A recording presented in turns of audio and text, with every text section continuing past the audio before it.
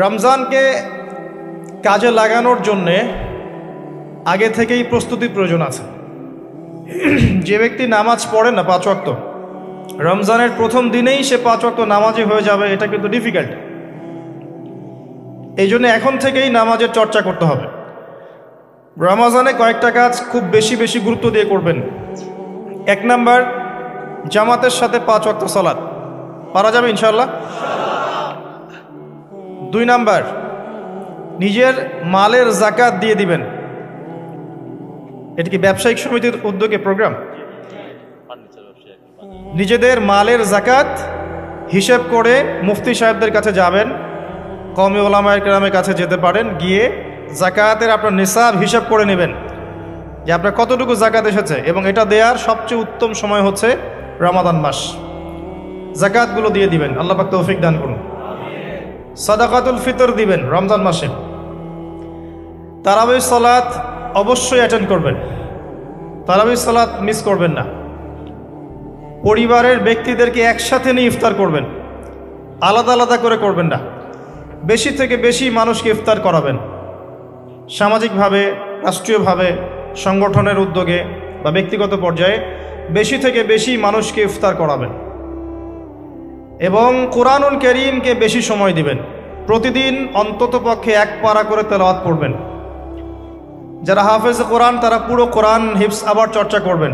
যারা আরও বড় লেভেলে আছেন, কোরআন গবেষণা করবেন। 5 ওয়াক্ত নামাজের পরে একটা করে হাদিস পড়ার চেষ্টা করবেন মসজিদের মধ্যে। আসর থেকে মাগরিব এই সময়টুকুর মধ্যে, আসরের নামাজের পরে মসজিদ ভিত্তিকভাবে দার্সের ব্যবস্থা করবেন, তালিমের ব্যবস্থা করবেন। 30 দিন 30টা আলাদা আলাদা টপিকে কথা হবে, জনগণ জানতে পারবে। পারা যাবে?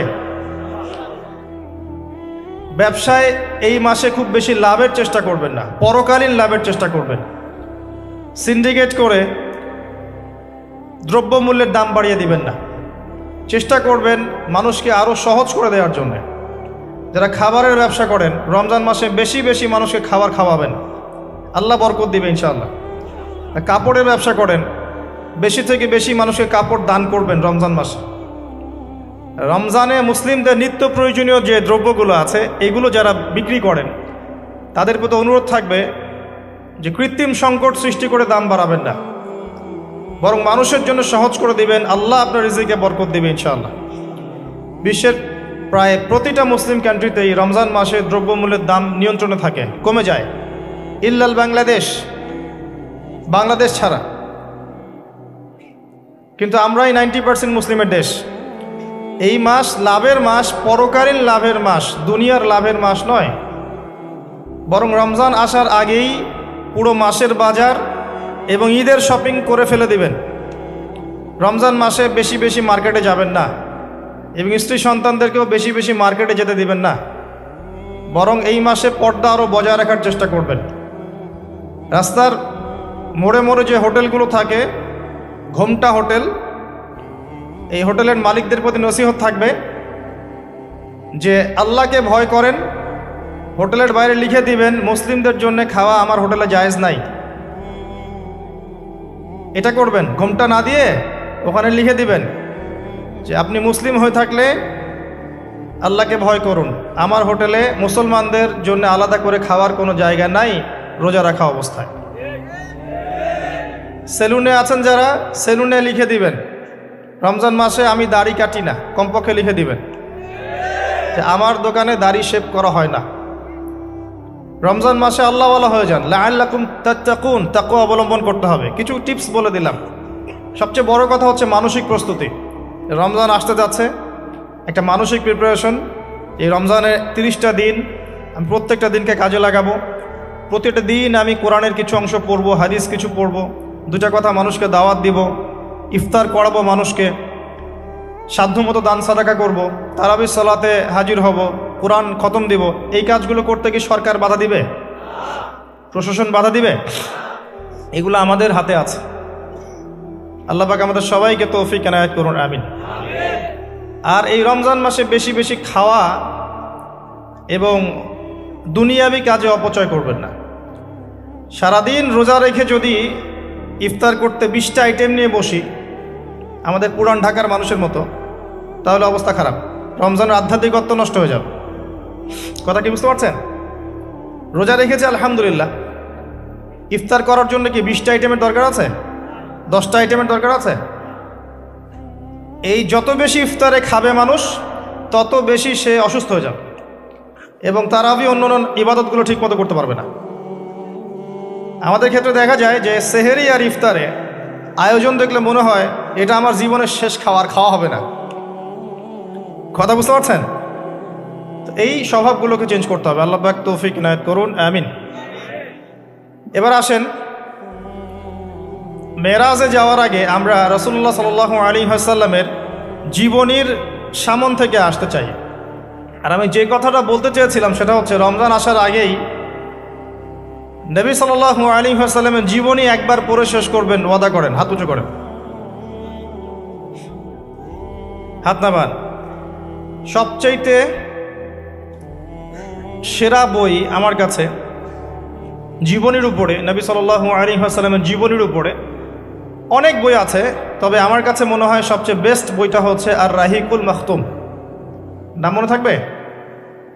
রাহিকুল মাখতুম, আল্লামা সফিউর রহমান মোবারকপুরী রাহিমাহুল্লাহ, যিনি এই সাবকন্টিনেন্টের মানুষ ছিলেন, তিনি বইটা লিখেছেন এবং বইটা 1182টা বইয়ের মধ্যে প্রথম স্থান অধিকার করেছে।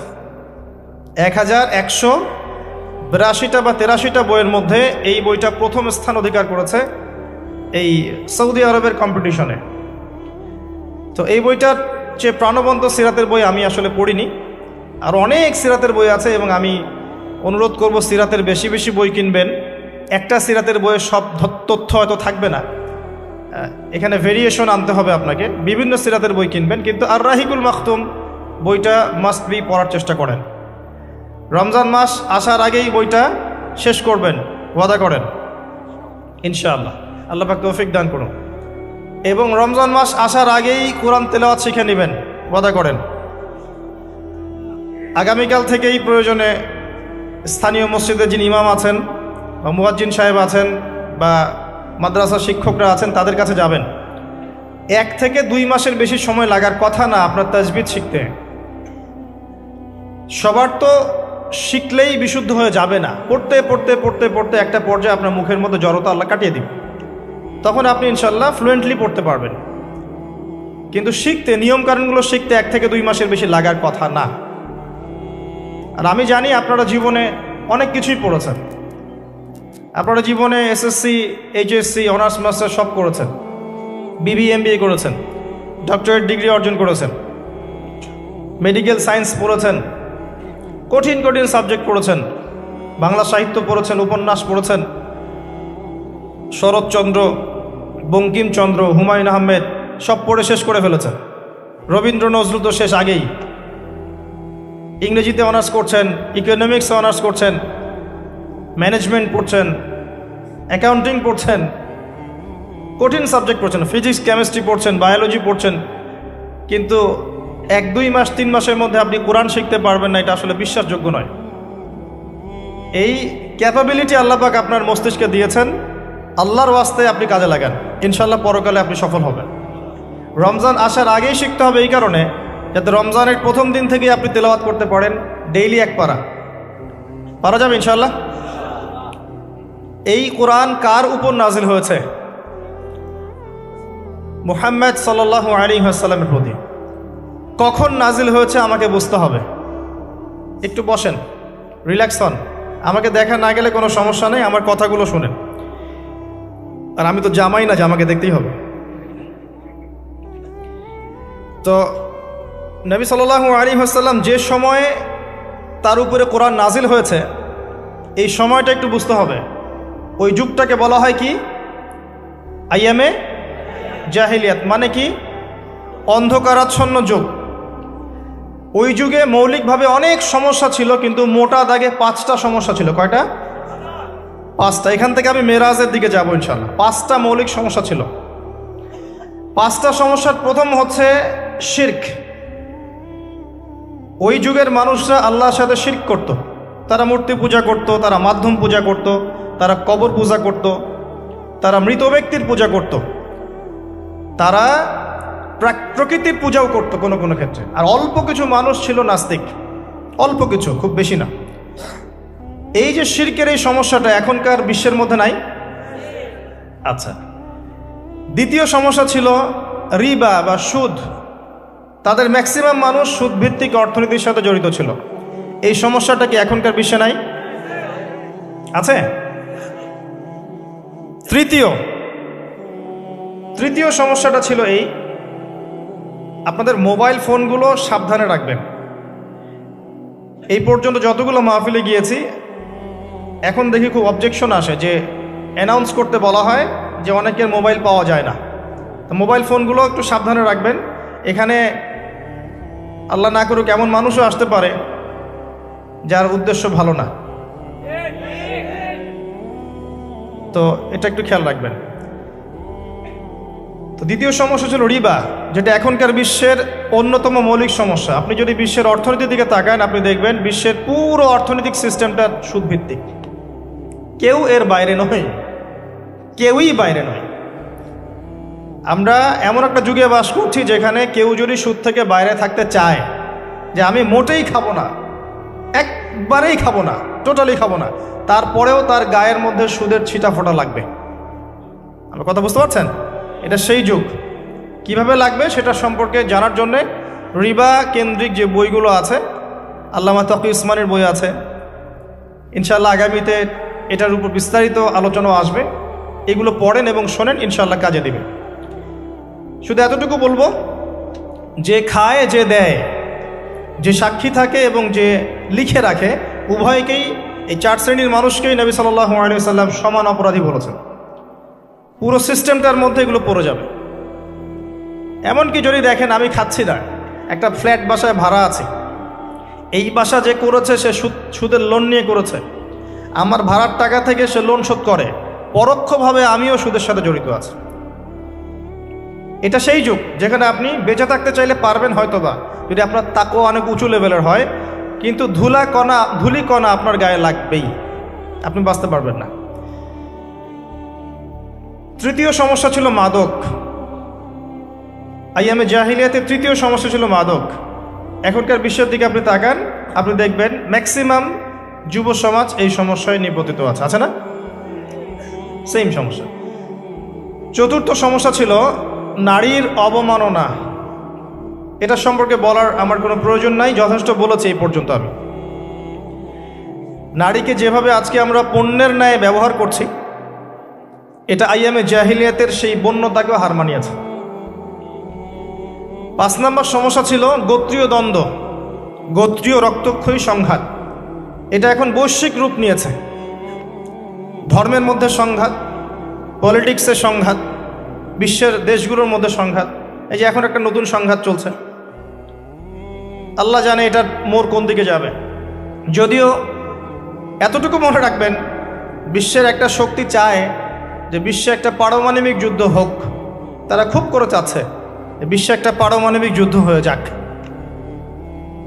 তাদের উদ্দেশ্য সফল হবে, বড় বড় পরাশক্তিরা একে অপরের সাথে মারামারি করে ধ্বংস হয়ে যাবে, প্রচুর মানুষ মারা যাবে, এবং তারা নতুন রুলিং স্টেট হিসেবে বিশ্বে আত্মপ্রকাশ করবে। একটা অংশটা চাচ্ছে, সেটা কারা আস্তে আস্তে বুঝতে পারবেন ইনশাআল্লাহ তাআলা। এই 5টা ছিল মৌলিক সমস্যা। এখন আপনি আপনার সমাজ এবং বিশ্বের দিকে তাকিয়ে দেখেন এই 5টা সমস্যা আছে কি নাই? আছে। এরকম একটা যুগে জন্ম নিয়েছেন প্রিয় নবী মুহাম্মদুর রাসূলুল্লাহ সাল্লাল্লাহু আলাইহি ওয়াসাল্লাম। এরকম সমাজে থেকেও তিনি কখনো পাপের ধার কাছেও যান নাই। বলেন সুবহানাল্লাহ। এরকম একটা সমাজে থেকেও যখন তিনি নবী হননি, তখনও পাপের ধার কাছেও তিনি যান নাই। তিনি কখনো শিরক করেননি, কখনো মূর্তি পূজা করেননি, কখনো রিবা খাননি, আর বাকি বিষয়গুলো ধার কাছেও যাননি। বরং তিনি হিলফুল ফুজর তৈরি করেছিলেন যাতে করে সমাজের এই অসঙ্গতিগুলো দূর করা যায়। এটা তো আপনারা জানেন। এরপর তিনি নবী হলেন 40 বছর বয়সে। প্রথম কোন আয়াত নাজিল হয়েছিল? সূরা আলাকের প্রথম 5 আয়াত আল্লাহ পাক প্রথমে পড়তে বলেছেন, ইকরা বিসমি রাব্বিকাল্লাযী খালাক। খালাকাল ইনসানা মিন আলাক ইকরা ওয়া রাব্বুকাল আকরাম আল্লাযী আল্লামা বিল কলম আল্লামাল ইনসান মা লাম ইয়ালাম। এখানে প্রথম কথাটা হচ্ছে পড়ুন। আল্লাহ পাক প্রথমে বললেন না সুদ খেও না, শিরক করো না, মাদক সেবন করো না, জেনার ধার কাছেও যেও না। আল্লাহ পাক এগুলো কিছুই বললেন না।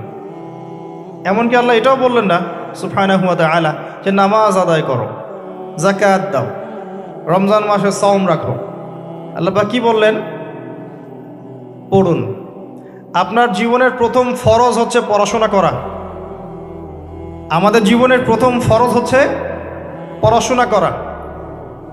যে যত বেশি কনস্ট্রাকটিভ সিলেবাসে পড়াশোনা করবে তার অন্তর্দৃষ্টি তত বেশি সুদূর প্রসারী হবে ইনশাআল্লাহ তাআলা, এবং তার আমল আরও সুন্দর হবে, তার ব্যবহার সুন্দর হবে, চরিত্র সুন্দর হবে, তার মনুষ্যত্ব ভালো হবে। তার দ্বারা সমাজ, দেশ, রাষ্ট্র, উম্মাহ ভালো কিছু পাবে ইনশাআল্লাহ।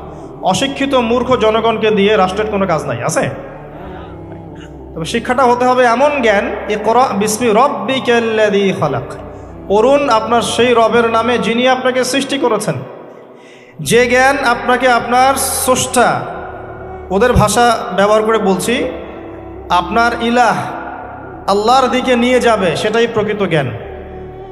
যে জ্ঞানটা আপনাকে আল্লাহ থেকে দূরে সরাচ্ছে দিন দিন, এটা জ্ঞান নয়, এটা জাহেলিয়াত। আমি কি বুঝাতে পারছি? এবার আপনি চিন্তা করে দেখেন যে আপনার জ্ঞানটা আপনাকে কি আল্লাহর দিকে নিয়ে যাচ্ছে নাকি আল্লাহ থেকে দূরে সরাচ্ছে। এরপরে আপনি চিন্তা করবেন আপনি প্রকৃত জ্ঞানী কিনা। কেউ যদি অক্সফোর্ড, কেমব্রিজ, হার্ভার্ড থেকে পাশ করে আসে, এসে বলে যে পর্দা এটা সেকেলে প্রথা, ওই যুগে চলতো এই যুগে চলে না, এই ব্যক্তিকে আমরা জ্ঞানী বলতে পারি না। কেউ যদি বাইরে থেকে বড় ডিগ্রি এসে বলে যে ইসলাম আসলে এই যুগে চলে না ওই যুগে চলতো, সুদের মধ্যেই আছে অগ্রগতি আর প্রগতি, ফ্রি মিক্সিং ভালো জিনিস, ছেলে মেয়ে একসাথে পথ চলবে, খারাপ কিছু না, মাদকদ্রব্য খাওয়াই যায়, মানুষ মাদকদ্রব্য খেলে ভালো কাজ করার উৎসাহ পাবে, সমকামিতা একটা বাক স্বাধীনতা, ব্যক্তি স্বাধীনতা, এরকম কথাবার্তা যদি কেউ বলে বা আল্লাহর হালালগুলোকে হারাম করে দেয়, হারামগুলোকে হালাল করে নেয়, এই ব্যক্তি বা এই সম্প্রদায়কে আমরা জ্ঞানী বলতে পারি না। কারণ তাদের জ্ঞান তাদেরকে আল্লাহ থেকে দূরে সরিয়ে দিয়েছে। ইকরা বিসমি রাব্বিকাল্লাযী খালাক। পড়ুন আপনার সেই রবের নামে যিনি আপনাকে সৃষ্টি করেছেন। খালাকাল ইনসানা মিন আলাক, যিনি মানুষকে সৃষ্টি করেছেন জমাট বাঁধা রক্তপিণ্ড থেকে। ইকরা ওয়া রাব্বুকাল আকরাম, পড়ুন আপনার রব মহামান্বিত। আল্লাযী আল্লামা বিল কলম, যিনি আপনাকে কলম দ্বারা জ্ঞান শিক্ষা দিয়েছে। মানুষ জ্ঞান অর্জন করতে পারেনি প্রথমে, আল্লাহ মানুষকে জ্ঞান শিখিয়েছেন। এটাকে বিশ্বাস করেন? ওয়াল্লামা আদামাল আসমাআ কুল্লাহা, আমি আদমকে সমস্ত নাম শিক্ষা দিয়েছি। কে শিক্ষা দিয়েছেন? আদম আলাইহিস সালামের কি জ্ঞান ছিল? আমাদের জ্ঞান ছিল? আল্লাহ শিখিয়েছেন। আল্লামাল ইনসান মা লাম ইয়ালাম, মানুষকে সেই জ্ঞান শিক্ষা দিয়েছেন যা মানুষ জানতো না। এই আয়াত নিয়ে নবী সাল্লাল্লাহু আলাইহি ওয়াসাল্লামের নবুয়তের জিন্দেগি শুরু হলো। কত বছর জিন্দেগি ছিল নবুয়তের জিন্দেগি? বলতে পারবেন? 23 বছর। 23 বছর। আমরা কিন্তু লেকচারের শেষে একটা কুইজ কন্টেস্ট করব ইনশাআল্লাহ। 5টা থেকে 10টা প্রশ্ন করব ইনশাআল্লাহ। 10 জনকে আমরা পুরস্কৃত করব ইনশাআল্লাহ তাআলা। মনোযোগের সাথে লেকচার শুনবেন। এরপর নবী সাল্লাল্লাহু আলাইহি ওয়াসাল্লামের নবুয়তের জিন্দেগি শুরু হলো। 23 বছর। কত বছর? তার মধ্যে প্রথম 13 বছর হচ্ছে মক্কায়, আর পরের 10 বছর কোথায়? মদিনায়। খুব সংক্ষিপ্ত আকারে বলছি, প্রথম 3 বছর নবী সাল্লাল্লাহু আলাইহি ওয়াসাল্লাম গোপনে দাওয়াত দিয়েছেন। কিভাবে? একদম গোপনে গোপনে। প্রথমে বাড়ির লোকজনকে, তারপর নিকট আত্মীয় যারা তাদেরকে, তারপর যাদের সাথে সম্পর্ক ভালো ক্লোজ তাদেরকে, এরপর আস্তে আস্তে আমভাবে। এটাই দাওয়াতি কাজের সুন্নাহ। এরপর 4র্থ থেকে 10ম এই সময়টুকুতে তিনি প্রকাশ্যে দাওয়াত শুরু করেছিলেন, তার সম্প্রদায়কে দাওয়াত দিলেন, যারা তার কথা বিশ্বাস করলো না, বেশিরভাগ মানুষই কুফরি করলো, বরং তারা ইসলাম যারা কবুল করেছে এদের উপরে নির্যাতন শুরু করলো। নির্যাতনের মাত্রা দিন দিন বাড়তে থাকলো।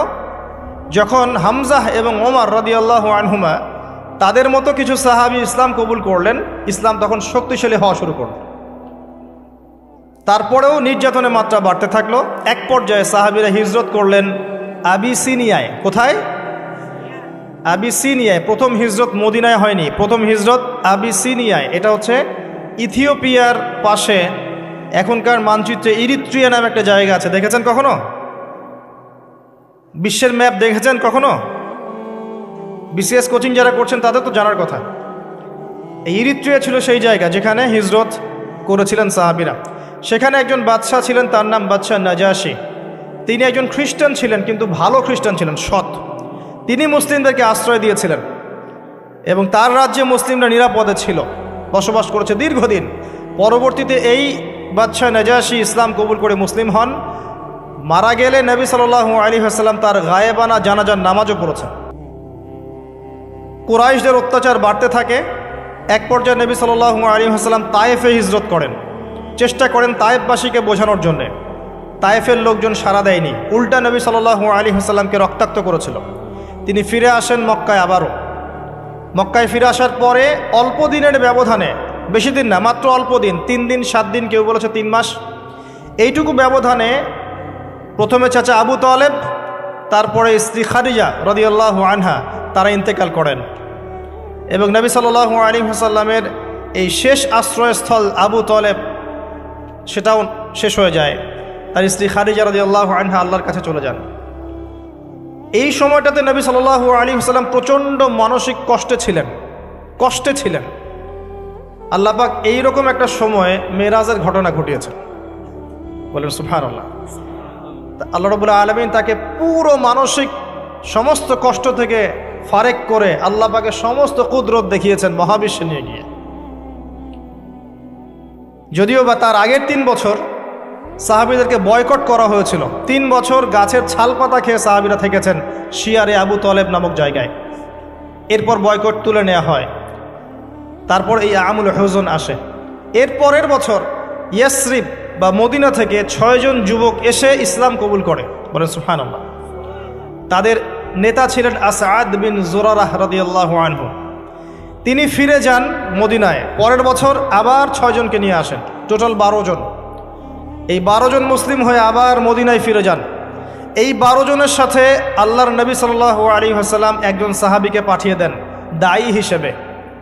তার নাম মুসআব বিন উমাইর রাদিয়াল্লাহু আনহু। মুসআব বিন উমাইর রাদিয়াল্লাহু আনহু। প্রশ্ন কিন্তু আসবে, ভালো করে মনে রাখতে থাকেন। এরপরে মুসআব বিন উমাইর রাদিয়াল্লাহু আনহু এই 12 জন সাহাবীর সাথে যান মদিনায়। মদিনার আগের নাম ছিল ইয়াসরিব। কি নাম?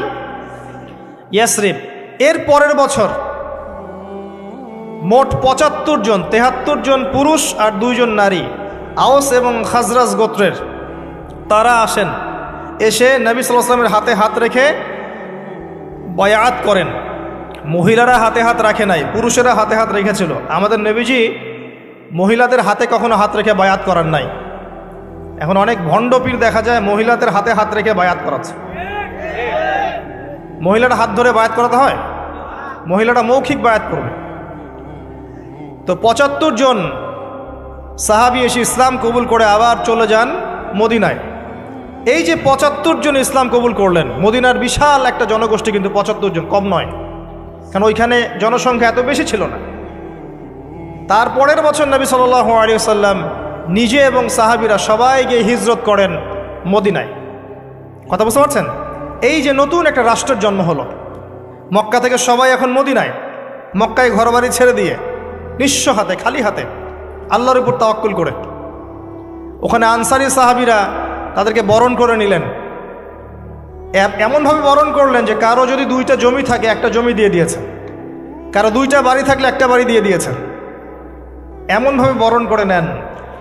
নতুন রাষ্ট্র হলো। নবী সাল্লাল্লাহু আলাইহি ওয়াসাল্লাম সেখানে মদিনা সনদ করলেন। ওখানকার সাথে চুক্তি হলো, ওখানকার জনগণের সাথে চুক্তি হলো এবং আমরা শান্তিপূর্ণ একটা রাষ্ট্র পেলাম। এরপর নবী সাল্লাল্লাহু আলাইহি ওয়াসাল্লাম সেখানে অর্থনীতি সমৃদ্ধ করতে লাগলেন, সামরিক বাহিনী সমৃদ্ধ করতে লাগলেন, অস্ত্রশস্ত্র সব কিছু হতে লাগলো, একটা রাষ্ট্রের যা যা প্রয়োজন সব কিছু সেখানে হতে লাগলো। এক পর্যায়ে আবু সুফিয়ানের বাণিজ্যিক কাফেলাকে আক্রমণকে কেন্দ্র করে বদরের যুদ্ধ হয়ে গেল। আর এই বদরের যুদ্ধে আমরা অল্প সংখ্যক সৈন্য নিয়ে বড় বাহিনীর বিরুদ্ধে জয়লাভ করলাম, ইসলামের ইতিহাসে প্রথম সশস্ত্র যুদ্ধ। কথা বুঝতে পারছেন? এর পরের বছর হলো উহুদ, যে যুদ্ধে আমরা প্রায় জিতে গিয়েছিলাম, আমাদের একটা ভুলের কারণে সাময়িক বিপর্যয়ের সম্মুখীন হলাম। আমরা উহুদের সাময়িক বিপর্যয়ের সম্মুখীন হলাম, 70 জন সাহাবী শহীদ হয়ে গেল। আমাদের নবীজি স্বয়ং নিজেও সেই যুদ্ধে মার খেয়েছেন একটা ভুলের কারণে। সেখান থেকে নামবে না, সাহাবীরা কয়েকজন নেমে এসেছিলেন, ব্যাস পড়ে দেখবেন, সব বলে দেব না।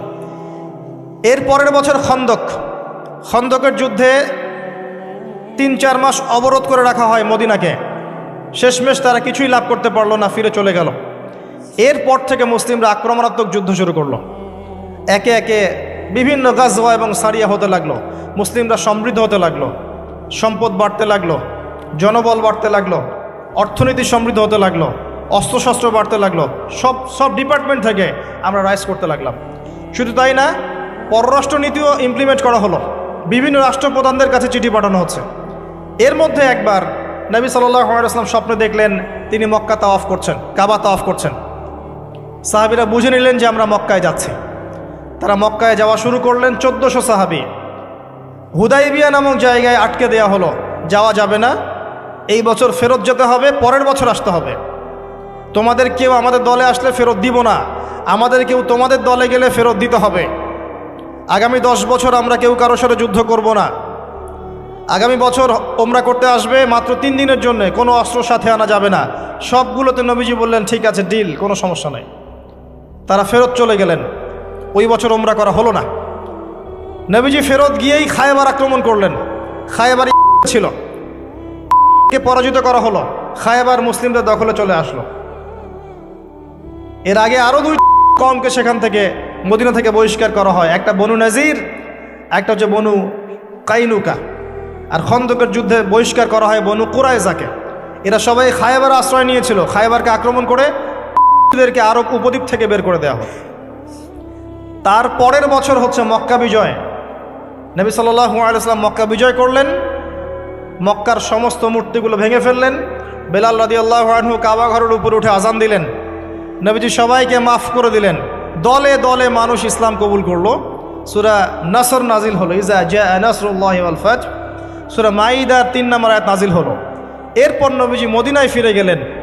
তার মাঝে হুনাইনের যুদ্ধ হয়েছে, এর আগে একটা মোতার যুদ্ধ হয়েছে, তারপর একটা তাবুক যুদ্ধ হয়েছে, ব্যাস। এরপরে মদিনায় ফিরে গিয়ে মাত্র 81 বা 83 দিন নবীজি বেঁচেছিলেন।